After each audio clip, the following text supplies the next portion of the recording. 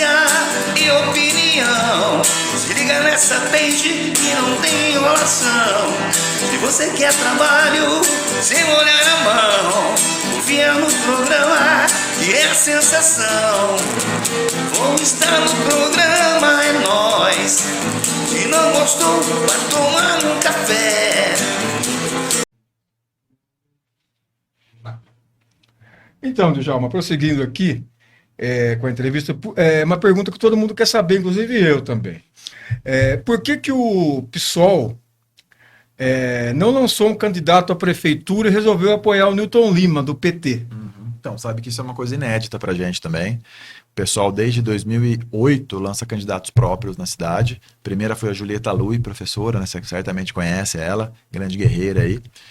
Foi expulsa do PT, inclusive, em 2002. Foi expulsa? Foi. Teve... Sabe por quê?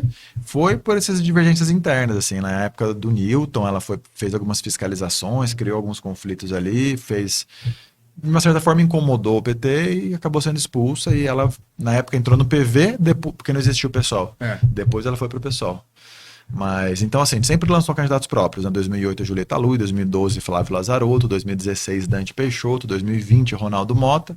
E agora, 2024, eu estava pré-candidato a prefeito, né? Tive um mandato de 2020 para cá. Falei, não, agora eu vou lançar uma candidatura à prefeitura. Só que aí a gente tem que fazer uma análise de conjuntura, né? Ver o que é o melhor, não só para o partido, mas para a cidade, principalmente, né? E a gente fez a seguinte avaliação.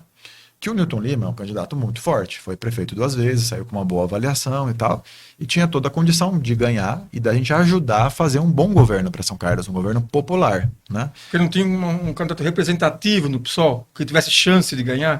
Você chegou a cogitar, mano. Se eu fosse candidato, eu acho que a gente poderia ter uma boa campanha e tal, mas dificilmente eu ganharia a eleição, entendeu?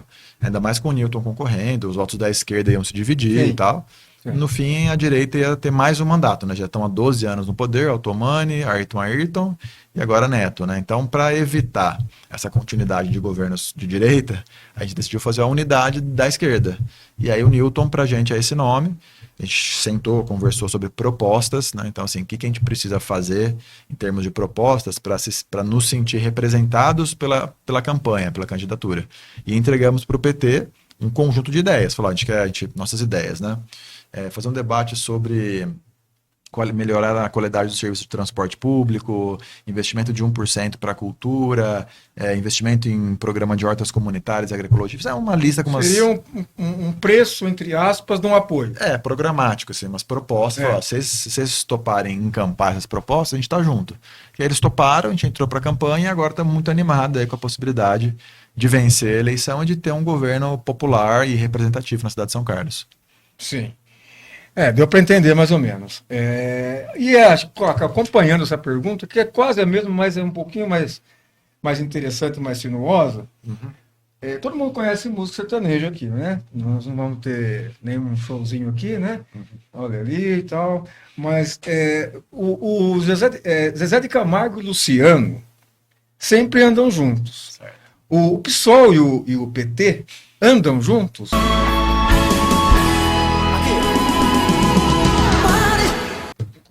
Como é que é? Pode-se dizer que PT é Zezé de Camargo e Luciano? Não. Acho que... Você vê que eles brigaram agora, né? Mas parece, mas esquece como se fosse antes. Eu não acompanho muito, mas assim, o PT e o PSOL, eles têm uma origem comum, né? Tanto que o PSOL, como eu falei, nasceu em 2003 dessa ruptura com o PT.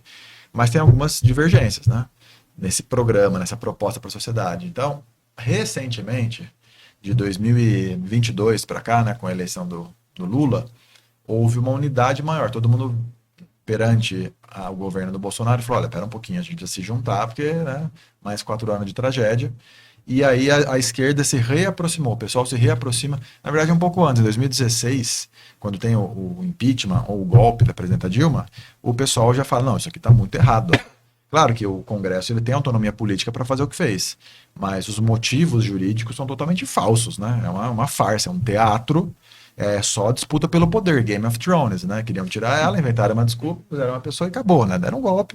O pessoal entende isso, se posiciona contra, se aproxima então de volta do PT. Em 2022 a aproximação se consolida na campanha do Lula E agora em São Carlos, em 24, depois dessa trajetória 16, 22, 24, decide compor pela primeira vez no município esse campo unificado, né? Então, não necessariamente em todas as cidades é assim, tá? Tem municípios que, por exemplo, em Franca, tem um amigo nosso que está disputando a prefeitura lá, que é o Guilherme Cortes. Ele é deputado estadual, um jovem brilhante, ele tem 26 anos. Do PSOL. Do PSOL. Rapaz muito qualificado, assim, e lá o PT tem o candidato deles, e nós temos o nosso, que é o Guilherme. Então, cada um vai... Guilherme? Guilherme Cortes. Lá em Franca, sim. isso. Então, é um exemplo de uma cidade que não teve esse caminho junto, igual o Zé de Camargo e Luciano aí, né? E quais são as políticas que os divergem assim? Não só falar, porque tem muita coisa, senão a conversa vai ficar muito longa. Mas, tipo, como deu para entender aqui, que parece que, pela sua fala, pelo seu discurso, que o PSOL seria um pouco mais, vamos ver a palavra que eu vou usar aqui, mas vamos lá, um pouco mais aguerrido nos seus ideais, um pouco mais, menos flexível, seria um pouco menos populista. Deu para entender aqui, na minha entendimento, tá? Estou deixando bem claro. E para o público aí não é uma taxação. Quais são as políticas que os divergem? Cara, assim, em termos bem gerais e resumidos, assim, né?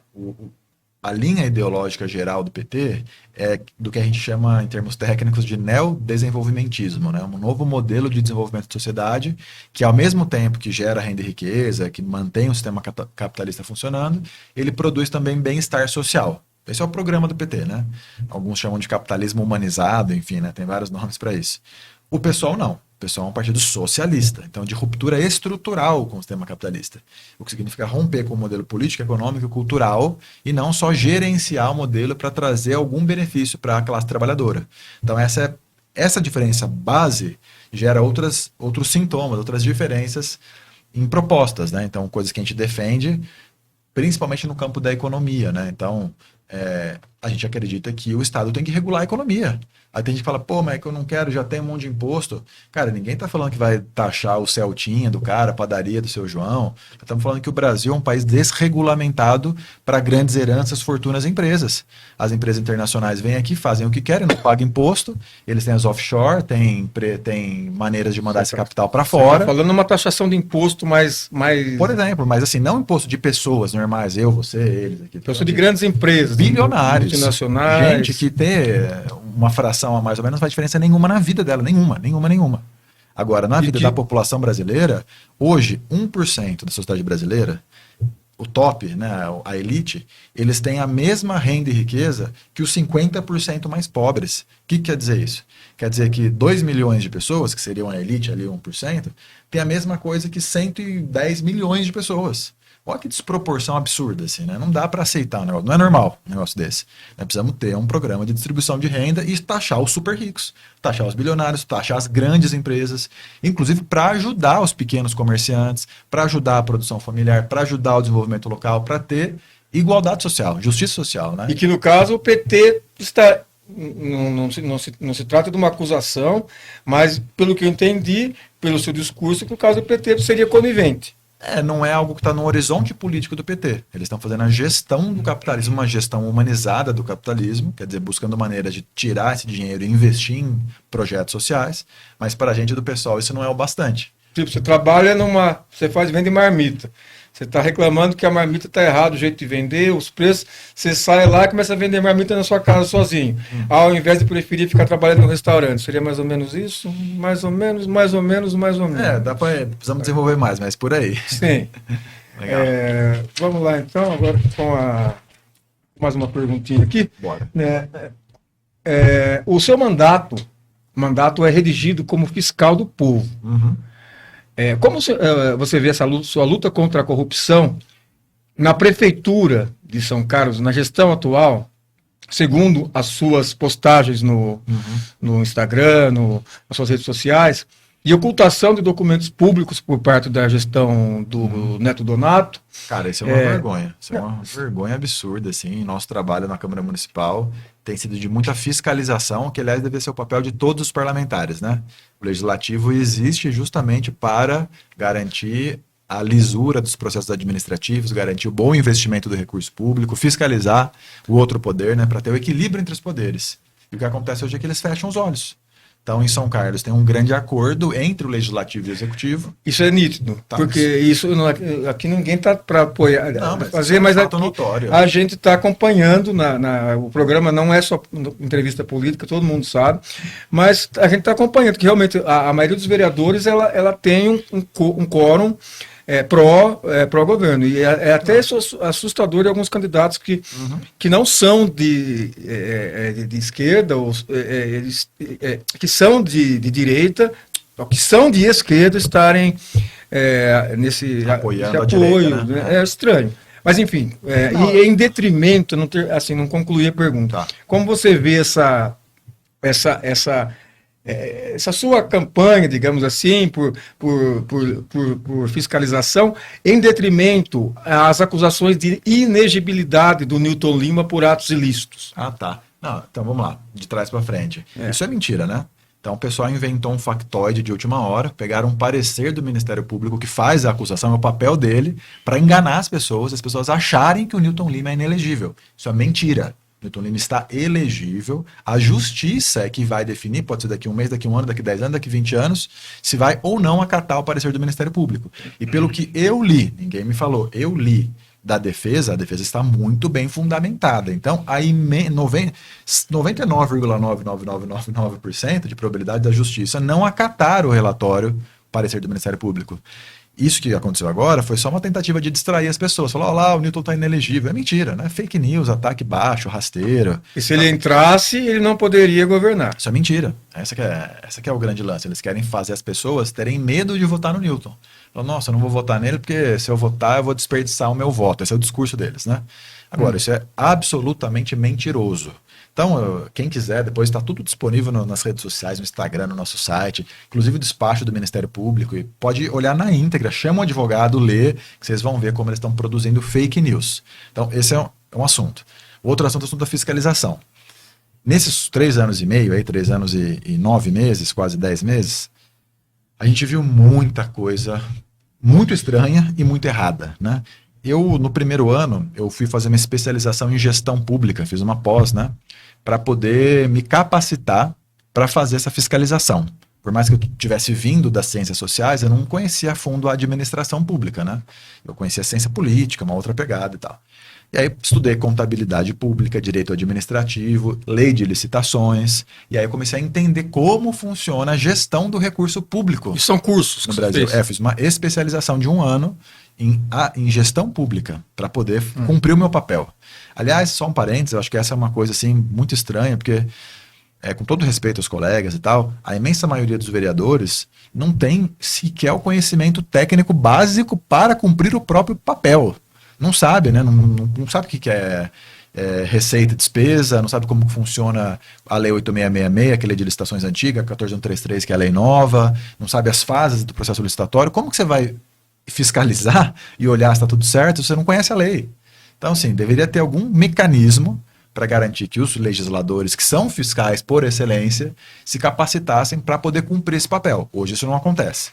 Fecha parênteses. Então, dito isso, a gente nesses 3 anos e 9 meses fez uma batalha hercúlea, porque muita coisa errada. Praticamente, Antônio, todos os contratos administrativos que eu acompanhei, que são milhares, né? Todos têm pelo menos um indício de irregularidade. Que tipo de irregularidade? Favorecimento e direcionamento nas contratações públicas. Como que funciona? Você tem uma empresa, eu sou um gestor público. Ao invés de eu fazer uma licitação que funciona para quê? Para garantir a isonomia entre os licitantes. Sim, pegar juntar 5 propostas, a que for mais interessante para o Estado, eu vou lá e compro no melhor preço. Ou seja, é bom para a sociedade. Eles dão um jeito de fraudar esse processo, porque eles conhecem as etapas do processo licitatório e escolhem a tua empresa a dedo. Por quê? Porque eles têm um acordo já com você. E tem provas disso? E o que eu entreguei de relatório para o Ministério Público, para o Tribunal de Contas, para a Polícia Federal? Federal? Tem coisa tramitando até agora. Então, assim, eu acho que vai faltar algema na cidade de São Carlos. Pode demorar, porque a gente sabe que esses processos de investigação são lentos, mas são muitos indícios, cara. Sabe? Então, você tem lá, por exemplo, um caso que ficou mais famoso, a empresa Terra Plana, que eu fui a fundo, né, nesse contrato, tá no meu TikTok a novela inteira lá. Uma empresa que tem vários contratos e um deles é com a limpeza do município. Então eles têm que fazer varrição urbana, roçagem, podas, beleza. Aí eles têm no contrato que ter 105 pessoas trabalhando no município. Quem fiscaliza? Todo contrato público tem um fiscal e um gestor, que são do poder público. Quando você contrata um serviço, você contrata um pedreiro na sua casa. Você vai deixar o cara fazer qualquer coisa na hora de ir embora, você não olha e só paga o cara e acabou? Claro que não, né? Acabou o serviço? Vamos ver. Deu bom, tá certinho, tá aqui o seu dinheiro, acabou. O que a prefeitura faz? Ela fecha os olhos e o fiscal e o gestor não vão lá ver se o contrato está sendo cumprido. Quando eu fui lá no galpão da Terra Plana ver, ao invés de 105 pessoas, tinha 62 Terra trabalhando. Plana era o lixo, né? Terra Plana, são vários contratos. Um deles é de limpeza urbana. Então eles fazem varrição, poda, roçagem. Eles têm um galpão que os funcionários se encontram todo dia de manhã e de lá eles saem para fazer o trabalho. Então tinha quase metade. Por isso que a cidade está um lixo. Porque tinha que ter 105, tinha 62. E aí assinaturas fraudadas, porque tinha lá gente que tinha assinatura até de 5 dias na frente. Eu chamei o encarregado e falei, meu amigo, fraudadas? Isso aqui é um documento. Você não pode escrever que o cara veio aqui no dia 30, se hoje é dia 21. O cara não veio dia 30, nem chegou. Então os caras fraudam lista de presença, tem funcionário fantasma, não cumprem o contrato, esse dinheiro está indo para onde? Para o bolso do empresário, que deixa de gastar porque tem menos gente, e para o bolso do agente público que favoreceu aquela licitação. Esse é o ciclo da corrupção. Sim. E para completar o ciclo, tem um legislador, fiscalizador, que não cumpre o seu papel. Então são 3 pernas, legislativo, executivo e setor privado, que juntos roubam o nosso dinheiro público e fazem com que a cidade de São Carlos e outras sejam esse caos que a gente está vendo hoje. Sim, mas para isso tem exame grafotécnico também, né? Tem uma questão de sources aí, de e-mails para se poder chegar nessas... Fora as assinaturas do prefeito, todo mundo sabe, o prefeito de São Carlos já está há muitos anos debilitadíssimo, né? E eu, de novo, pessoalmente, não é que ninguém me falou, não. Eu, dia 5 de janeiro de 2021, fui vereador mais votado, tive uma reunião com o prefeito. Eu e o prefeito e mais nossas equipes. Cara, o prefeito já não me reconhecia, já estava com a cabeça para lá de Bagdá. Isso há quase 4 anos atrás. Então, assim, o homem não tem condições cognitivas, mentais. Tanto que há 1 ano e 6 meses ele não vai na prefeitura despachar. Houve uma questão que a gente não vai entrar aqui nessa pauta para não fugir, até porque não está aqui um representante do Progressista. Não, claro. Isso não seria correto da nossa parte, da minha parte, da parte do nosso programa, melhor dizendo, fazer. Seria muito legal, mas não vou fazer. Na hora que ele estiver aqui, ele foi convidado, inclusive, ele não deu satisfação. Porque não consegue explicar um negócio desse, né? Como vai explicar? Mariel Omo foi convidado para vir aqui também. Mas, enfim, não vamos mudar a temática aqui. Agora, alô, universitários, hein? Pessoal das universidades que nós estivemos na USP, já estivemos no curso de Ciências Matemáticas, pessoal da UFSCar, e que deu entrevista para a gente, que assiste o nosso programa. Essa é para vocês, hein? E para o Djalma também. Lula, ladrão, roubou meu coração. A gente ouve muito, a gente vê alguns vídeos com o pessoal das universidades dizendo isso. Isso não somos nós que estamos produzindo. Claro. Como que você vê, Djalma, essa frase dita por muitos universitários no tocante, né, em detrimento, em contrapartida, ao combate da corrupção, especialmente na atual gestão Ayrton Garcia Neto Donato, da oposição. Como você vê esse paradigma aí? Sim, essa frase é deboche, né? Puro deboche. Eu não curto muito esse recurso aí, mas eu entendo o que ela quer dizer, né? Esse bordão tão desgastado, de que o PT roubou, o Lula roubou, ele é tão batido e tão falso, né? Não que o PT não tenha roubado, vamos colocar as cartas na mesa aqui, mas esse assassinato de reputação que se produziu contra o Partido dos Trabalhadores nos últimos 30 anos, ele é injustificado porque, inclusive, dentre os partidos investigados na Operação Lava Jato, o PP tem muito mais deputados envolvidos que roubaram dinheiro comprovadamente do que o PT. O PP, o Progressista? Você está falando local. Não, nacional. Nacional? Deputados do PP. Deputados. Vários outros partidos estão na frente, no ranking de corrupção. Vários. Não vamos medir quem rouba mais e quem rouba menos, porque roubar é errado e ponto. Sim. Mas se produziu uma sensação, uma ideia de que o PT... Se você sair hoje na rua, Antônio, perguntar para qualquer um, perguntar 10 pessoas, qual é o partido mais corrupto do Brasil? Qual vai ser a resposta?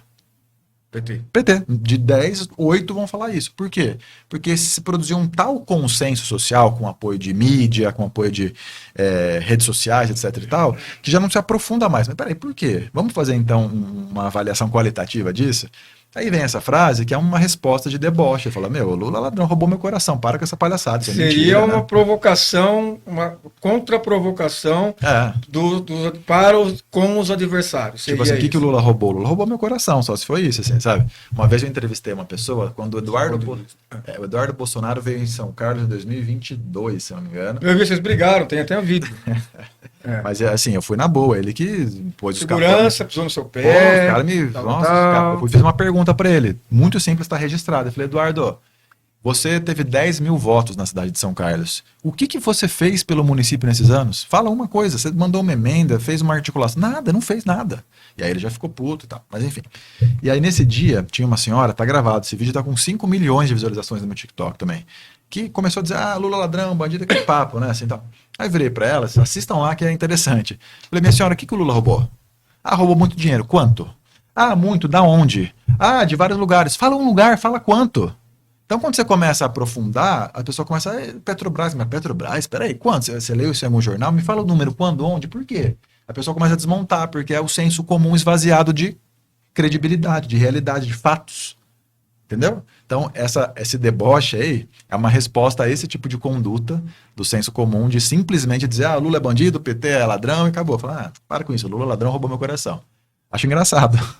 Sim, eu vi também uma senhora bolsonarista, isso não tem nada a ver com o comentário aqui, que eles estavam fazendo uma marcha cristã e pró Jesus, cristã e tal, e ao mesmo tempo estavam defendendo o Estado de Israel. Eu fiquei, acho que quem entende um pouquinho de alguma coisa, acho que ficou realmente absurdado com isso. Porque o tic-tac não funcionou ali, né, cara? Ali realmente, bom, enfim, mas não tem a ver com a nossa questão aqui. Não, mas é interessante você falar isso, porque é a falta de profundidade do debate, sabe? Então a pessoa, ela é uma esquizofrenia social.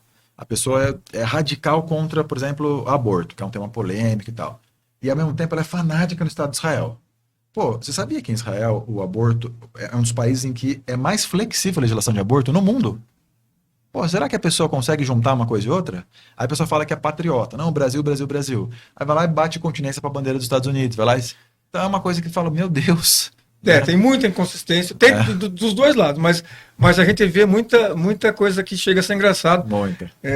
Não vou entrar aqui em umas charges que andaram surgindo aqui na prefeitura por não ter um representante aqui do Progressistas, para não ficar uma coisa desequilibrada, uma coisa fora de contexto. Certo. Bom, eu acho que basicamente é isso. Djalma, o que você diria para os seus opositores nessas eleições? Opositores, eu me refiro tanto a opositores quanto a sua candidatura a vereador, mas como principalmente opositores partidários, presidentes de partido. O que você diria a esses opositores nessas eleições? Então, na política, a gente tenta ter adversários e não inimigos, né? O problema é que a polarização política se aprofundou de tal forma que nós passamos a ter inimizades pessoais profundas e aparentemente antagônicas, irreversíveis com as pessoas que pensam diferente de nós. Isso é muito ruim, né? Porque a democracia é o espaço da pluralidade. Então eu não estou aqui para dizer que o meu pensamento está certo e o dele está errado, que esse é melhor, que esse é pior. É uma leitura de mundo que eu faço baseado não só em convicções, mas em leitura, teoria, reflexão, prática, enfim, né? O que eu diria para os meus opositores? Vamos jogar limpo. Vamos jogar limpo porque o Brasil precisa de jogo limpo, né? E não de fake news, mentira, desinformação, que você começou inclusive falando sobre isso, né? Sim. É uma coisa que eu acho que mancha muito, cara, a possibilidade do Brasil avançar politicamente em termos de consciência social.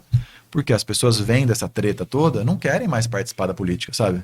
Elas falam, mas todo mundo se xingando, se batendo e tal, são todos iguais, então eu não quero me envolver com isso. Isso é péssimo. Então o que eu peço para os opositores, vamos debater ideias, vamos jogar limpo, sabe? Sem ataque, mentira, difamação, fake news. Essa semana, Antônio, eu já peguei 3 vídeos circulando no submundo do WhatsApp, que né, ninguém controla de onde veio e para onde vai, de 3 fake news contra mim. Tinha uma lá dizendo que eu era anticristo, que eu queria proibir, não sei o que, a Bíblia, não sei aonde. Mas essa foi uma temática da que nós entrevista conversamos. Que nós fizemos no nosso programa. No programa é Exato. Nós. Eu vou deixar o link para quem quiser ver aí. Muito antes dessa questão, falamos sobre todas essas questões. Exato. E nesse programa eu tive a oportunidade de explicar isso, né, cara? Exato. Então, pelo amor de Deus, eu sou cristão, inclusive, cara. Que absurdo que é esse, sabe? Então, fake news, o Djalma quer liberar todas as drogas. Mentira. Os caras pegam uma entrevista recortada, edita a minha fala e passa lá com uma foto. Canalhas, vereador Djalma, aliado de Newton Lima, quer liberar as drogas, cuidado jovens. Poxa, sacanagem um negócio desse, cara. Primeiro que não tem nada a ver com o município, não tem nada a ver comigo, eu não defendo isso. Sabe? Então, isso que eu pediria para os nossos adversários. Vamos jogar limpo, sem desespero, sem maldade, sem fake news. Vamos no debate das ideias e no debate justo. Sim, e o recado para a população, para o povão aí, povão, não vou dizer porque o povão é pejorativo, mas para o público, melhor dizendo, para o pessoal que assiste, que acompanha nas suas redes sociais, que assiste o nosso programa, o Programa é Nós, que inclusive vai estar passando nos bares aqui da cidade de São Carlos, nos mais movimentados, vai estar passando em alguns deles aqui dentro, vocês já devem saber disso. Então, o pessoal que acompanha o nosso programa e as páginas do Djalma, que dá um recado para a população. Tá, o recado é o seguinte, principalmente para a juventude, não desistam do Brasil, não desistam da política. Eu vejo muitos jovens, porque eu sou professor, que já não tem mais nenhuma perspectiva, não quero saber de nada e tal. Isso é tão perigoso, porque se tá ruim vai piorar, gente. Então o recado que eu dou é, nós precisamos participar, precisamos realmente ter uma atuação mais incisiva, entender quem é quem, pesquisar, sabe, ir para cima, porque senão a tendência é só piorar, e eu tenho certeza que ninguém quer viver num país, numa cidade pior. Todo mundo sonha com um futuro melhor, né? Nós pegamos um Brasil, né? Eu quero entregar um Brasil um pouquinho melhor do que aquele que eu recebi. Eu acho que esse é um compromisso geracional. Todo mundo tem esse compromisso de avançar, não retroceder. Então o recado, especialmente para a juventude, é não desistam da política. Tem gente boa e gente ruim como em qualquer outro lugar. Tem policial bom, policial ruim, professor bom, professor ruim, político bom e político ruim. E não desistam do Brasil. Vamos caminhar juntos, tem muita coisa boa para a gente fazer e construir a nossa cidade. Tá certo. Bom, eu acho que... Eu desliguei o carro aqui, mas enfim... tinha que ser, né? Então, vamos encerrar aqui a entrevista com o Djalma. Muito obrigado pela sua participação aqui no programa, Djalma. Estamos sem as canequinhas aqui, por uma questão de... A gente vai atualizar isso aí, né? Para a gente brindar, como a gente faz em todo final de programa. Mas obrigado pela sua presença aqui e é nóis. É nóis, obrigado pelo convite, tamo junto. Valeu, gente.